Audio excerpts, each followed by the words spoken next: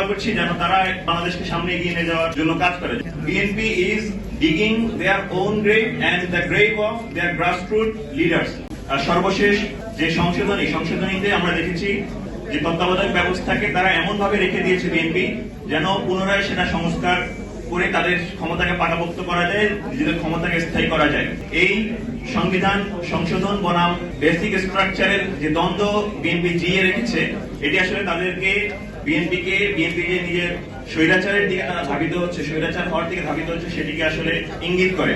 আমরা তাদের যে প্রতারণার কথা সবসময় লিখেছি, যেমন তারা তাদের নিজেদের দলটাই ৭৭ সালে যে জন্ম হয়েছে গণভোটের মধ্য দিয়ে, ৯১-তে তারা গণভোটের পক্ষে ছিল, সেই তারা ৯৬ জনগণের সাথে প্রতারণা করেছে এবং সর্বশেষ যেই অবস্থান, সেই অবস্থানের মাধ্যমে তাদের সেই প্রতারণার জায়গাটা তুলে ধরছে। এটি আসলে আমাদের জন্য অত্যন্ত দুঃখজনক।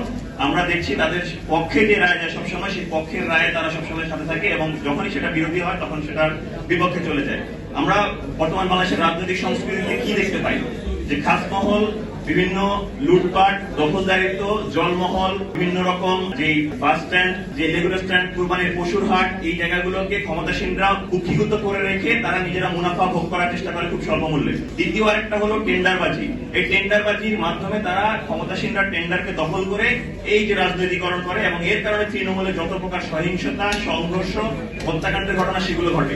এই রাজনীতিকে জিয়ে রাখার মূল লক্ষ্যই হলো এই জুলাই সনদকে বাস্তবায়িত হতে না দেওয়া, গণভোটকে অগ্রাহ্য করা। কারণ জুলাই সনদ যদি বাস্তবায়িত হয়, যদি গণভোটের এই রায় বাস্তবায়িত হয়, তাহলে এই যে ভোগবাদী মানসিকতার রাজনীতি, দখলদারিত্বের যে রাজনীতি, সেই রাজনৈতিক সংস্কৃতি আর রাখা যায় না। জনগণের যে সম্পদ, জনগণের কাছে থাকা যায়।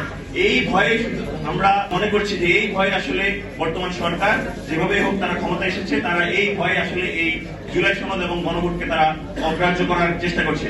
আমরা আসলে ভয় পাচ্ছি এই জায়গায় যে যেভাবে দলীয়করণ শুরু হয়েছে বিশ্ববিদ্যালয়গুলোতে, আমরা ভয় পাচ্ছি বিশ্ববিদ্যালয়গুলোতে যেভাবে দলীয়করণ শুরু হয়েছে, বিনা নোটিসে ভিসি নিয়োগ করা থেকে সিটি কর্পোরেশনগুলোতে প্রশাসক নিয়োগ, সারা দেশের জেলা প্রশাসকগুলো নিয়োগ করার জায়গা থেকে যেভাবে দলীয়করণ শুরু হয়েছে, বিশ্ববিদ্যালয়গুলোতে হুমকির মধ্যে রয়েছে। বিশ্ববিদ্যালয়গুলোতে যখন এই দলীয়করণের মাধ্যমে লেজুর ভিত্তিকে আরো বেশি প্রশ্রয় দেওয়া হবে, এটি আস্তে আস্তে সেই গণরুম গেস্টরুম কালচারের দিকে আবার চলে আসবে। এই আশঙ্কা আমরা করছি এবং ছাত্র রাজনীতির যে অস্থিরতা, সেই অস্থিরতার জায়গাটাকে বিএনপি আসলে উস্কে দিচ্ছে, আমরা মনে করছি। আমরা সামগ্রিকভাবে মনে করছি জুলাই আন্দোলনে যে একটা বড় স্টেক হোল্ডার শিক্ষার্থীরা ছিলেন, এই শিক্ষার্থীদের যে চাহিদা পিএসসি এবং অন্যান্য জায়গাগুলোতে তারা হুমকির মুখে হচ্ছে। and we are thinking BNP is digging their own grave. BNP is digging their own grave and the grave of their grassroots leaders.